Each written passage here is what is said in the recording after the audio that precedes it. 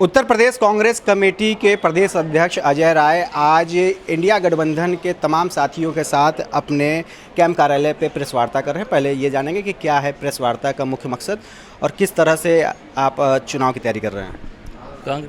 मुख्य जो मकसद ये है कि आज हम सब लोगों ने हमारे इंडिया गठबंधन के जितने भी हमारे एलाइज हैं वो हमारे साथ, समाजवादी पार्टी के लोग, आप पार्टी के लोग, या हम सब लोग, हमारे जिला शहर अध्यक्ष कांग्रेस पार्टी के सब लोग, हम लोगों ने ये कैंडिडेट के रूप में पहला प्रेस किया है।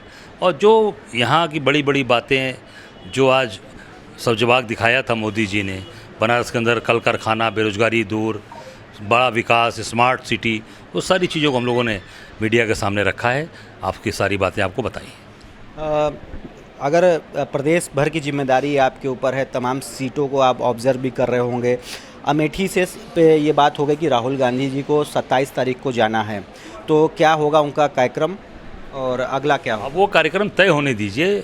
आपने पहले ही बता दिया सब कुछ, अभी कार्यक्रम तय होने दीजिए, आपको सारी बातें बता दी जाएगी, सारी चीज़ों की जानकारी दे दी। 1 तारीख को उनके नामांकन की भी बात आ रही है सामने। ये आपने डेट भी निकाल दिया।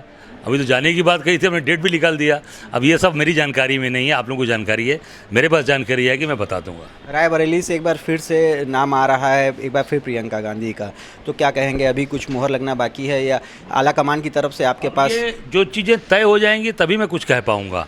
अभी कोई चीज़ें जब चल रही हैं, तय हो जाएंगी, आपको सारी बातें विस्तार से बता दी जाएगी। स्मृति ईरानी अपनी जगदीशपुर में सभा के दौरान कह रही हैं कि जीजा जी के पास जगदीशपुर के सभी लोगों की प्रॉपर्टी के पेपर है, इस बारे में वो थोड़ा सचेत हो जाए, ऐसा क्यों कह रही है? मैं इतना ही कहना चाहूँगा कि स्मृति ईरानी जी दूसरे का माल झटकने में बहुत माहिर हैं। क्या रायबरेली में गांधी वर्सेस गांधी होने वाला है? क्योंकि बीजेपी रायबरेली सीट पर वरुण गांधी को उतारने की तैयारी में है। वहाँ जनता साथ देगी, जनता का साथ है, जनता का समर्थन है। निश्चित तौर से वहाँ भाजपा बनाम जनता की लड़ाई है। जनता इस बार उखाड़ के फेंक देगी भारतीय जनता पार्टी को। प्रधानमंत्री भरे मन से भरी सभा से ये कह रहे हैं कि पिछड़ों, दलितों और जो आदिवासियों के जो आरक्षण है, कांग्रेस अपनी मैनिफेस्टो के अनुसार उसको लेकर अपने जमात को देना चाहती है। खास तौर से ये शब्द बोलते हुए मुस्लिम जमात, इस तरह की बात वो कर रहे हैं, इस तरह की बयानबाजी हो रही है। देखिए, मोदी जी का जो स्तर है, प्रधानमंत्री की बोलने का स्तर वो नहीं है। प्रधानमंत्री जी का स्तर लगातार बातचीत में आप देखेंगे गिरता जा रहा है। और मैं इतना ही कहना चाहूँगा कि जो मैनिफेस्टो से इतनी घबराहट क्यों है, कितने परेशान क्यों हो आप? मैनिफेस्टो आम जनता की हित के लिए है, भलाई के लिए है, और वो सबके हित के लिए है। हर व्यक्ति, आपके सांसद के लोगों ने, एक नहीं 3-3 आपके सांसद के लोगों ने ये कहा कि हमें 400 पार दो, हम संविधान बदल देंगे। आपके लोगों ने कहा है। आपके मेरठ के प्रत्याशी अरुण गोविल जो श्रीराम की का पात्र बनते थे, आपके अयोध्या के जो सांसद के प्रत्याशी लल्लू सिंह, उन्होंने कहा है। आपके मंत्री रहे वो जो कर्नाटक के हैं, मैं उनका नाम भूल रहा हूँ, वो उन्होंने कहा कि भाई मैं संविधान बदल देंगे, 400 पार दे दो। कब की बात बोला? संविधान तो बदलने की बात आप लोग करते हो, आप आरक्षण ख़त्म करने की बात करते हो। नौकरी कहाँ दिया? 50,000 नियुक्ति निकली, 60,000 पुलिस की, 50,000 लोगों ने उसमें एप्लीकेशन फॉर्म भर दिया। 50 लाख लोगों का भविष्य अंधकार में किया, 400 रुपये पर फार्म आपने खरीदा। तो निश्चित तौर से पूरी तरीके से आप इस प्रदेश के साथ, देश के साथ आप जो अत्याचार, अन्याय कर रहे हो।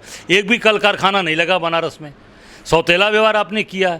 2-2 बड़े कारखाने महाराष्ट्र से गुजरात गए, क्या वो महाराष्ट्र से बनारस नहीं आ सकते थे?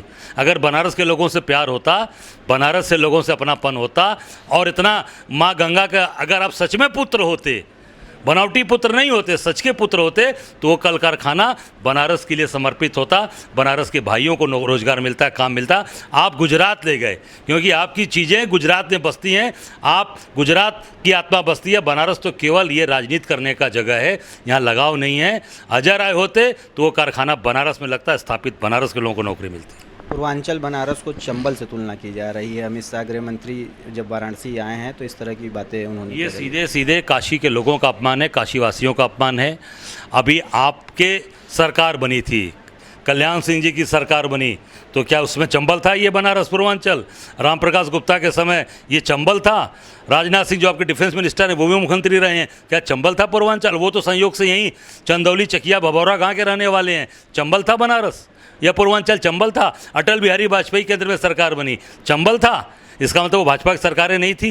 भाजपा की सरकार आप मानते हो, पहले नहीं थी भाजपा की सरकार, इसलिए कि पहले भाजपा के जो लोग थे उसको कोई महत्व नहीं दिया जा रहा। पुराने लोग आज भी बेचारे दरी चादनी बिछा रहे हैं, और जो गुजरात जो जुगाड़ से आए हैं उनको पद दिया जा रहा है, उनको बड़े बड़े पद पर बैठाया जा रहा है, उनको सम्मानित किया जा रहा। जो पुराने भाजपा के लोग थे, जो जनसंघ वाले थे, वो दरी चादनी बिछाए और जरी बिछाते आज उनका जीवन समाप्त होने का कगार पे है।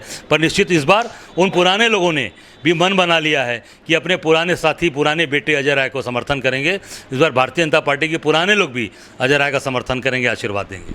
तो ये हैं उत्तर प्रदेश कांग्रेस कमेटी के प्रदेश अध्यक्ष अजय राय, जियो अपने मुखर अंदाज में सरकार को तो घेरने का काम कर ही रहे हैं, साथ ही साथ इन्होंने जल्द ही बताया कि अमेठी और रायबरेली को लेकर जो रहस्य है उस पे से पर्दा उठ जाएगा।